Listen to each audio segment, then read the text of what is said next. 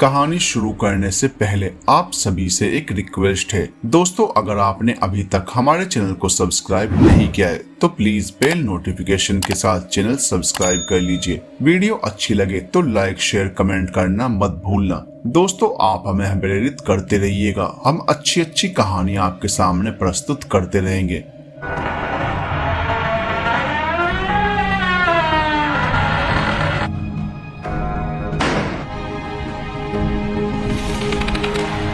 शहर के शोर शराबे से दूर पहाड़ों से घिरा हरा भरा राजस्थान का एक छोटा सा गांव पीतमपुर, जहां के लोग आज भी अधिकतर खेती बाड़ी कर अपना जीवन यापन करते हैं। गांव से शहर जाने वाले रास्ते में पड़ने वाले पीतमपुर गांव से 2 किलोमीटर दूर घने जंगल में ही स्थित है तिलिस्मी महल, जहां पीतमपुर गांव के लोग दिन में जाने से भी डरते हैं।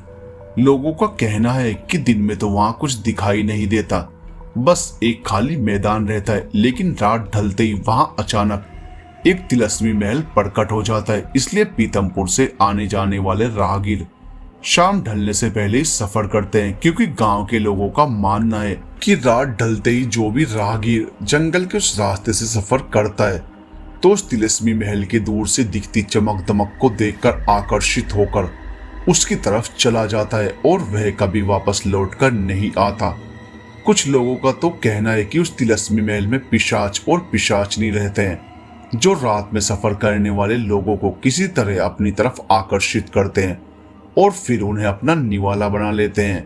कुछ राहगीर जादुई शक्तियों से आकर्षित होकर उस तरफ चले जाते हैं, तो कुछ दूर से दिखने वाले तिलिस्मी महल की चमक दमक खूबसूरती को देखकर उस तरफ चले जाते हैं और उस महल में हमेशा के लिए कहीं खो जाते हैं। पीतमपुर गांव से कहीं मीलों दूर शहर में रहने वाला सुशांत एक 25 साल का हट्टा कट्टा खूबसूरत नौजवान है, जो अपने मम्मी पापा का लाडला है। सुशांत अपने पापा राम राय के साथ अपनी फैमिली बिजनेस में हाथ बटाता है। वह अपने माता पिता की इकलौती संतान है। उसके पापा राम राय पीतमपुर गांव के ही रहने वाले हैं, जो अपनी युवा अवस्था में किसी नौकरी तलाश में शहर आए थे। पहले उन्होंने कॉस्मेटिक सामान बनाने वाली कंपनी में छोटी सी नौकरी की, फिर धीरे धीरे अपने काम पे दम पर उन्होंने कंपनी में अच्छा मुकाम हासिल किया और फिर बैंक से लोन लेकर अपने दम पर ही एक फैक्ट्री खोली। किस्मत और भगवान दोनों ने उनका साथ दिया और उनका बिजनेस चल निकला। जब राम राय का बिजनेस अच्छे से चलने लगा तो उन्होंने अपनी गर्लफ्रेंड रीता से विवाह कर लिया और हमेशा के लिए शहर में बस गए। अपनी और रीता की शादी के 1.5 साल बाद ही सुशांत का जन्म हुआ।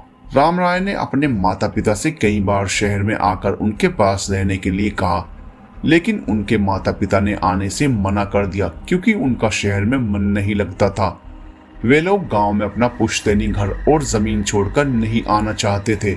अपने माता पिता की इच्छा का ध्यान रखते हुए राम राय ने उन्हें गाँव में ही रहने के लिए एक आलीशान मकान बनवा दिया था।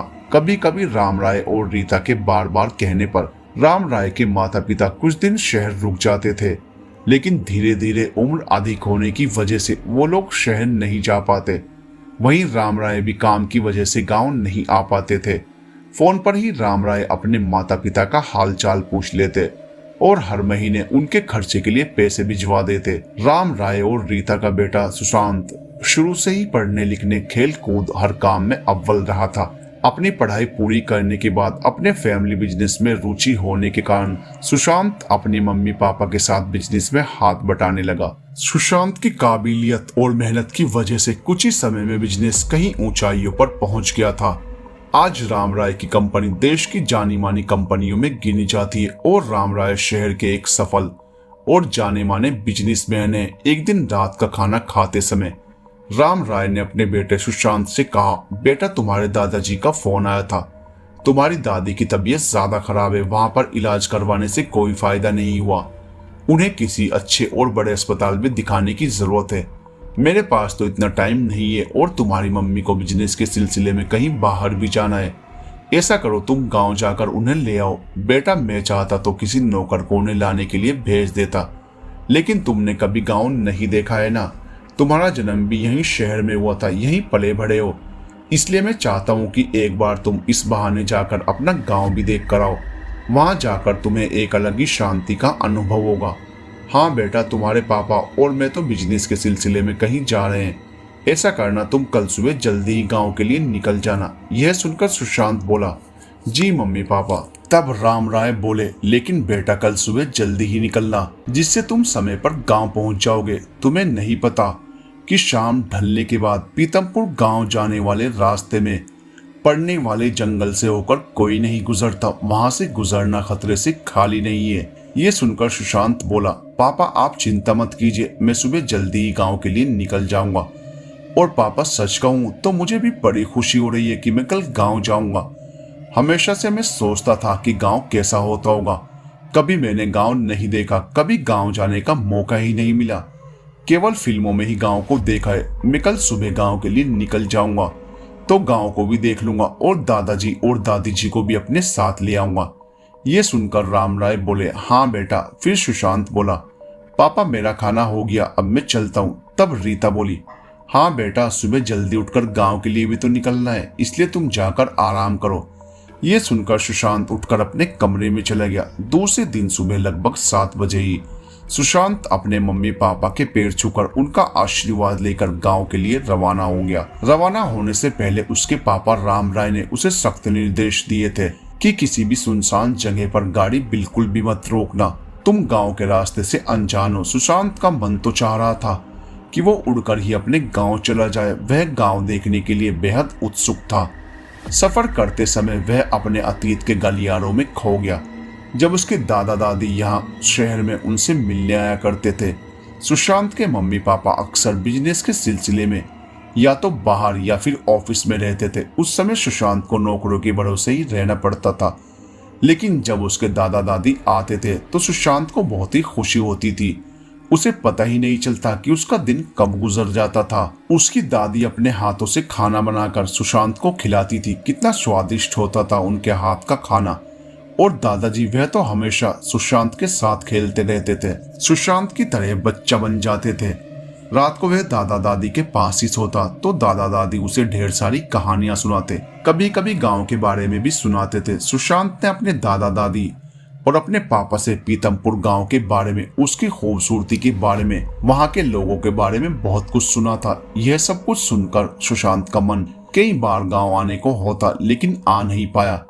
जब उसके दादा दादी वापस पीतमपुर गांव आते तो सुशांत का मन करता कि वह भी हमेशा के लिए गांव चला जाए, लेकिन अपनी पढ़ाई की वजह से कभी भी दादा दादी के साथ गांव नहीं आ पाया और बाद में उसे बिजनेस में इतना समय ही नहीं मिला। आज सुशांत का मन कर रहा था कि वह जल्द से जल्द गांव पहुंच जाए और गांव को देखे। अगर सुशांत का बस चलता ना तो वह सच में एक परिंदा बनकर जल्दी से उड़कर पीतमपुर पहुंच जाता। इसी तरह सफर करते हुए सुशांत को दोपहर होने को आई। उसको भूख भी बहुत तेज लगी थी, इसलिए उसने एक गांव में एक जगह अपनी गाड़ी रोकी और अपने पास रखा खाने का डिब्बा खोला और खाने लगा। खाना खाने के बाद उसने जब वापस गाड़ी स्टार्ट की तो गाड़ी स्टार्ट नहीं हुई। ये देखकर सुशांत बहुत परेशान हो गया। वह आसपास के लोगों से गैराज के बारे में पूछने लगा तो गांव के लोगों ने बताया कि यहाँ तो कोई गैराज नहीं है, शहर में है, जहाँ से मैकेनिक को आने में लगभग 1 घंटे के आसपास लगेगा। ये सुनकर सुशांत बहुत परेशान हो गया। वह सोचने लगा कि वापस मुड़कर शहर जाएगा तो उसे काफी समय लग जाएगा। आने जाने में उसके लगभग 2 से 3 घंटे खराब हो जाएंगे। लेकिन फिर भी उसने किसी से गैराज का पता लेकर एक कार मैकेनिक को भेजने के लिए कहा।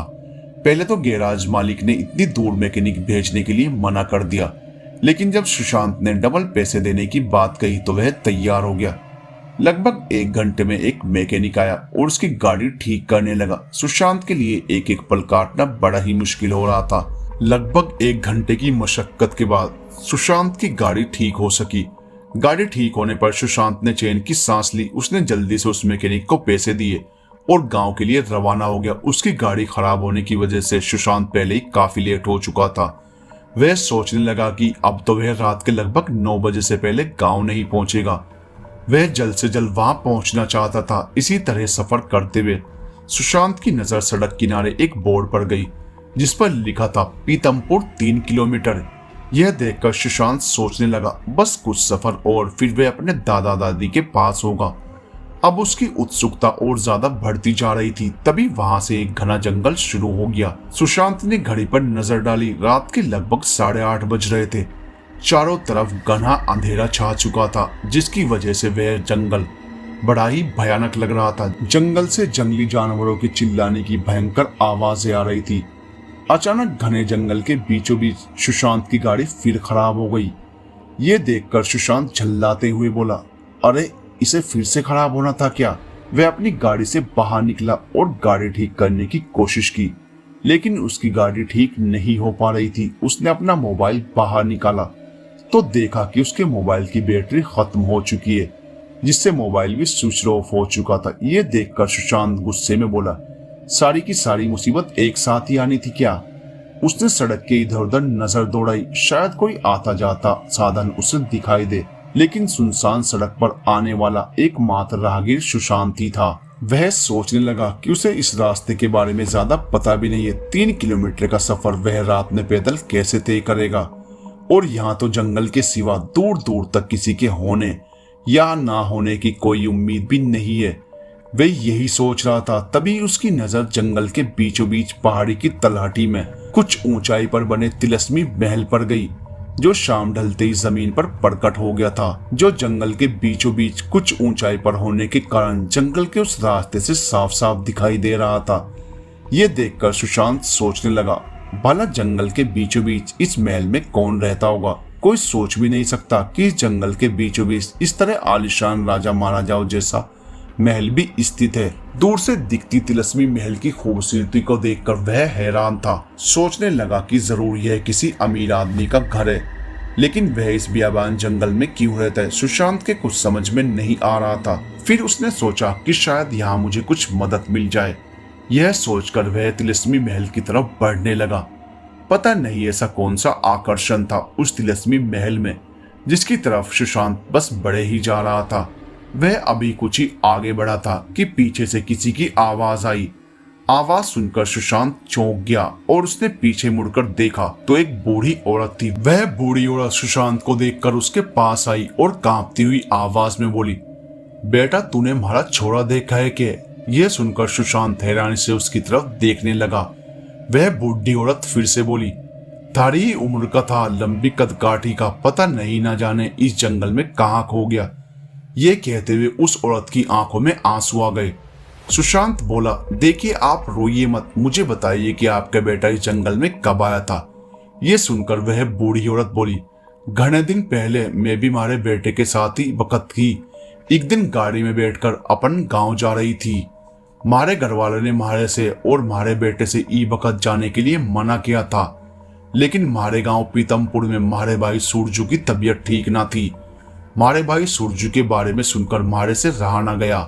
हमारी परेशानी को देखकर हमारा बेटा हमारे को हमारे गांव छोड़ने के लिए लेकर आया, लेकिन रास्ते में ही अचानक गाड़ी खराब हो गई।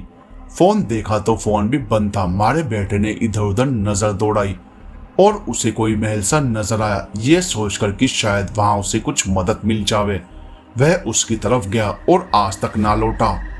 जब वह नहीं लौटा तो मैं उसे ढूंढने के लिए आ गई और जब से मैं दिन रात हमारे बेटे को ही ढूंढती फिर रही हूँ। यह कहकर वह बुजुर्ग औरत रोने लग गई। यह देखकर सुशांत बोला, आप कई दिनों से अपने बेटे को यहाँ इस बियाबान और घने जंगल में ढूंढ रही हो। ये आपके लिए ठीक नहीं है। आप मेरे साथ पुलिस स्टेशन चलना, वे लोग जरूर आपके बेटे को ढूंढ लाएंगे। यहाँ इस जंगल में आपके लिए जंगली जानवरों का भी खतरा हो सकता है। लेकिन उसकी बात को जैसे उस बूढ़ी औरत ने सुना ही नहीं। उस बूढ़ी औरत ने अपने आंसू पहुंचे और फिर गंभीरता के भाव उसके चेहरे पर आ गए और सुशांत की तरफ देखते हुए बोली, थारी भी गाड़ी खराब हुई होगी, थारा भी फोन बंद हो गया होगा, तभी तो तू भी यहाँ आया है किसी से मदद मांगने की खातिर। लेकिन थारे को कोई मदद ना मिलेगी, चला जा यहाँ से, वरना थारी माँ भी हमारी तरह अपने बेटे को खोजती फिरेगी।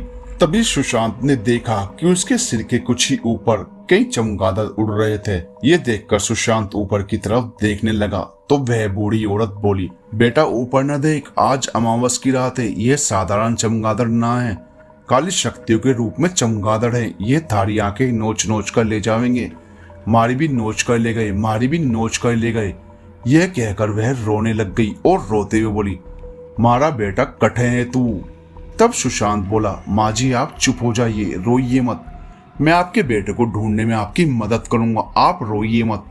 ये सुनकर उस बूढ़ी औरत ने हैरानी से सुशांत की तरफ देखा। तभी अचानक सुशांत की आंखों में कोई तेज रोशनी पड़ी। वह जैसे ही उस रोशनी की तरफ देखने लगा तो जो तिलस्मी महल से आती रोशनी थी। फिर सुशांत ने पीछे मुड़कर देखा तो अब वहां वह बूढ़ी औरत नहीं थी। ये देखकर वह परेशान हो गया कि वह बूढ़ी औरत अभी तो उसके पास थी और अभी इतनी सी देर में कहां चली गई। सुशांत इधर उधर नजर दौड़ाने लगा लेकिन उसे वह बूढ़ी औरत कहीं नहीं दिखी। सुशांत सोचने लगा कि यह उसके मन का भ्रम तो नहीं है। नहीं, ये भ्रम नहीं हो सकता। अभी कुछ देर पहले तो मैंने उस औरत से बात की थी। कहाँ गई होगी? कहीं जंगली जानवर उसे कोई नुकसान न पहुंचा दे। उसने इधर उधर देखा लेकिन अंधेरी रात ने उसे कुछ भी दिखाई नहीं दे रहा था। अब वह और परेशान हो उठा। तभी उसकी नजर उस तिलस्मी महल की तरफ उठ गई। ये देखकर वह उस महल की तरफ चल दिया। पता नहीं ऐसा कौन सा सम्मोहन था जो सुशांत को उस महल की तरफ खींचे ही जा रहा था। वह उस महल के आंगन में प्रवेश कर गया और जैसे ही सुशांत ने उसमें प्रवेश किया तो उसे ऐसा लगा जैसे वह खुली आंखों से सपना देख रहा हो, जैसे वह स्वर्ग में आ गया हो। महल की खूबसूरती देखने लायक थी। उसने तो कभी सपने में भी कल्पना नहीं की थी कि ऐसा भी महल दुनिया में हो सकता है। वह सोचने लगा कि इसे बनाना इंसानों का काम तो नहीं हो सकता। यह तो किसी जादुई शक्ति का बनाया होगा। इतना खूबसूरत महल। ये देखकर वह चारों तरफ देखने लगा। कहीं पर झरने बह रहे थे तो कहीं रंग बिरंगे फूल खिल रहे थे। पूरा महल जैसे रोशनी से नहाया था। वाह, क्या खूबसूरती थी। सुशांत तो बस एकटक उसे निहारे ही जा रहा था, बस देखे ही जा रहा था। उसको अब कोई होश हवास नहीं था। सोचने लगा कि कभी उसके पापा या दादा दादी ने इस महल के बारे में तो जिक्र भी नहीं किया। यह तो दुनिया में एकमात्र इतना खूबसूरत महल होगा।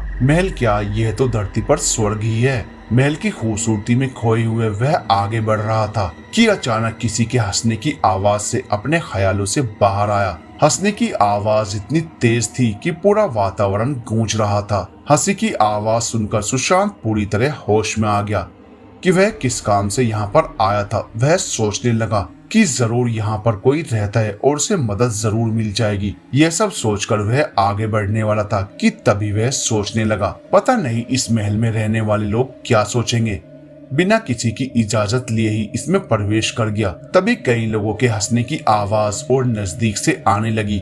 ये सुनकर वह जल्दी से एक पेड़ की ओट में जाकर खड़ा हो गया। पेड़ की छाया के अंधेरे की वजह से अब वह किसी को दिखाई नहीं दे रहा था।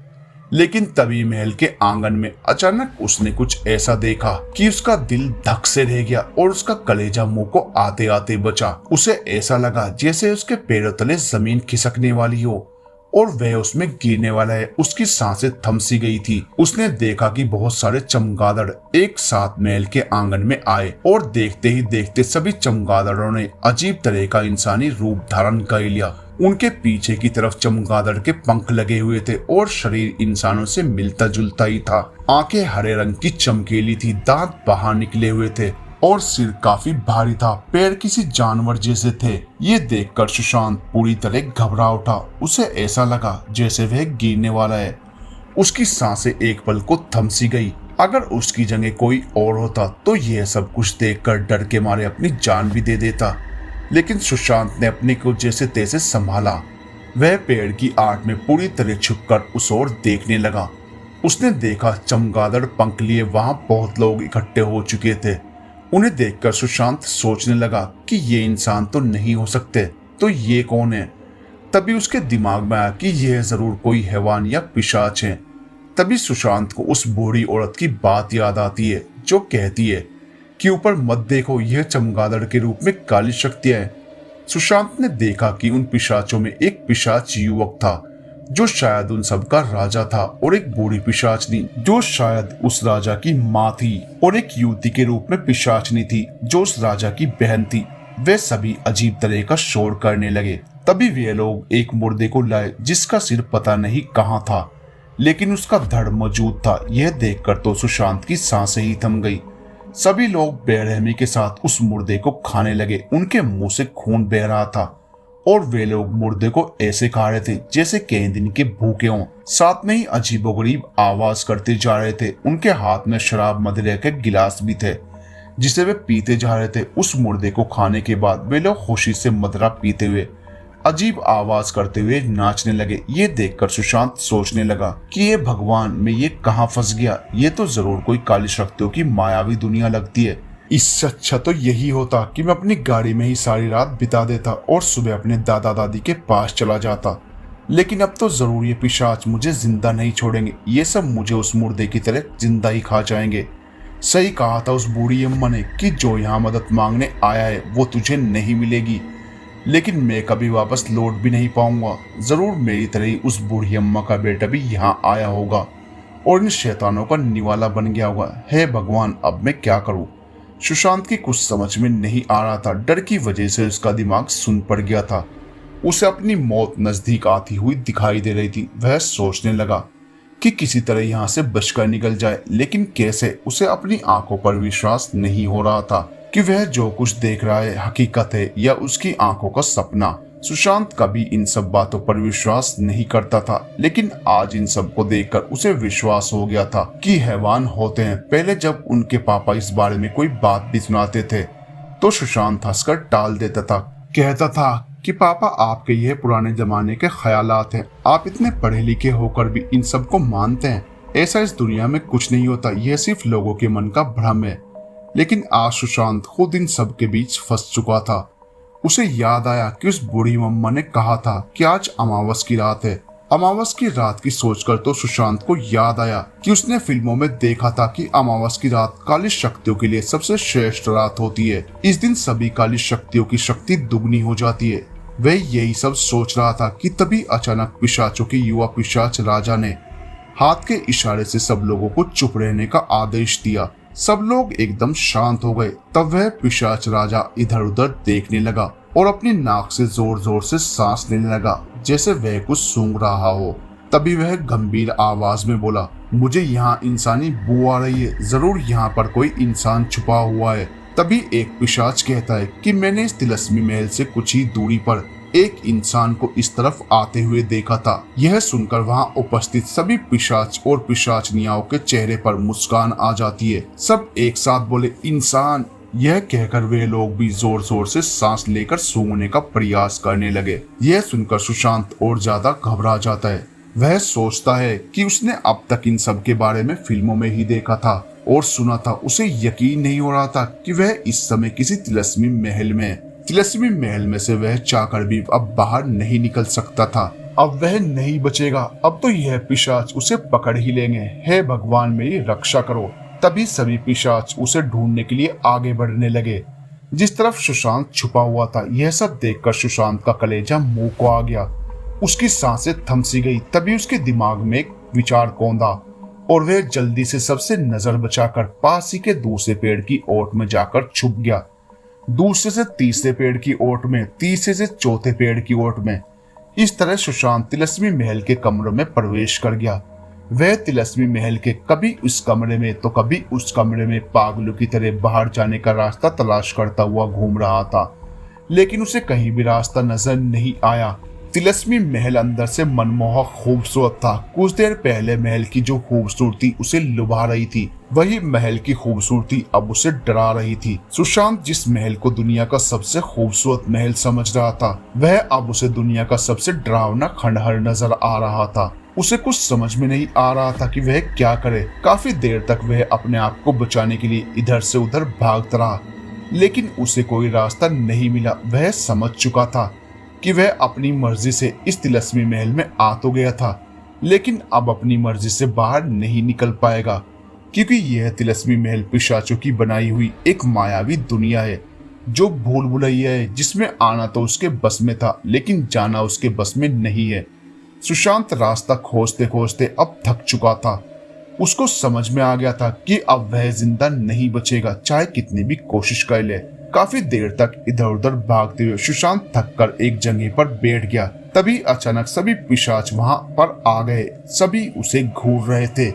ये देखकर सुशांत घबरा गया। उसे अपनी मौत सामने दिखाई दे रही थी। अब वह चाहकर भी नहीं भाग सकता था। तभी पिशाचों का वह युवा पिशाच राजा बोला, बहुत भाग लिए तुम, लेकिन अब हमसे बचकर बाहर नहीं निकल पाओगे। यह कहकर वह जोर जोर से हंसने लगा, तो उसके साथ सभी पिशाच और पिशाचनी भी हंसने लगी। उनकी हंसी इतनी तेज थी जिससे पूरा वातावरण गूंज रहा था। सुशांत की सांसें तो गले में ही अटक गई थी। वह पिशाच राजा बोला, तुम अपनी मर्जी से यहाँ आ तो सकते हो, लेकिन हमारी मर्जी के बिना नहीं जा सकते। यह तिलस्मी महल है जिसमें आकर इंसान खो जाता है और इसी में कैद हो जाता है। चाहकर भी वह बाहर नहीं निकल पाता। तभी वह बूढ़ी पिशाचनी बोली, यह हमें हमारी अगली अमावस्या के लिए कमांडा पिशाचनी देवी के सामने बलि देने के लिए मिल गया है।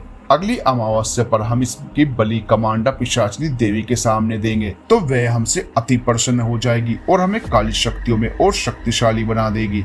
फिर हम हमेशा के लिए इस तिलस्मी महल पर राज करेंगे। यह कहकर वह जोर जोर से हंसने लगी। उसके साथ ही सभी पिशाच पिशाचनी अजीब तरह का शोर करते हुए हंसने लगे। वहीं युवा पिशाच राजा की बहन जो युवा पिशाचनी थी वह एकटकी सुशांत को देखे जा रही थी और उसे देखकर कहीं खो सी गई थी। बूढ़ी पिशाचनी की बात सुनकर वह युवा पिशाच राजा बोला, तुमने बिल्कुल सही कहा माँ, हमें इसके जैसे ही खूबसूरत नौजवानों की जरूरत है कमांडा पिशाचनी देवी के सामने बलि देने के लिए, जिससे वह हमसे प्रसन्न रहे और हमारा यह तिलस्मी महल हमेशा अमर रहे। और इसकी बलि कमांडा पिशाचनी देवी को देने पर वह हमारी हर मनोकामना पूरी करेगी और मुझे वह मिल जाएगा जो मुझे चाहिए। इसके साथ ही हमें बरसों पुराने उस श्राप से भी मुक्ति मिल जाएगी। यह सुनकर वह बूढ़ी पिशाचनी बोली, हाँ बेटा, जो तुम्हें चाहिए वह तुम्हें मिल जाएगा और यह वही इंसान है जिसकी हमें इतने बरसों से तलाश थी।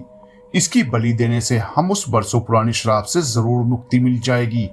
फिर हम इस तिलस्मी महल में ही कैद होकर नहीं पूरी दुनिया पर राज करेंगे। कमांडा पिशाचनी देवी के बराबर शक्तिशाली कोई नहीं है, कोई नहीं।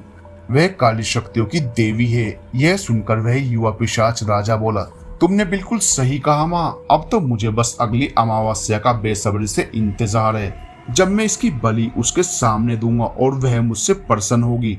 तभी वह बूढ़ी पिशाचनी बोली, बेटा सुबह होने वाली है, इससे पहले कि सुबह का उजाला हो जाए इस इंसान को यहाँ से दूर कैद में डाल दो। यह सुनकर उस युवा पिशाच राजा ने घूरते हुए सुशांत की तरफ देखा और अपने दाएं पैर से जोरदार लात जमीन पर मारी। देखते ही देखते जमीन फट गई। जमीन के फटते ही उस पिशाच राजा ने अपना हाथ आगे बढ़ाया और अपनी काली शक्तियों से सुशांत को उठाकर उस फटी हुई जमीन के अंदर फेंक दिया। सुशांत को जब होश आया तो उसने अपने आप को एक बड़ी ही डरावनी रहस्यमयी गुफा के अंदर पड़ा हुआ पाया। तभी सुशांत की नजर सामने गई तो वह हैरान रह गया। सुशांत ने गुफा के अंदर ऐसा क्या देखा कि वह हैरान रह गया। आप लोग भी हैरान रह जाएंगे, तो अगला भाग देखना मत भूलिएगा। मिलते हैं अगले जबरदस्त इंटरेस्टिंग भाग में। तब तक के लिए बाय बाय दोस्तों।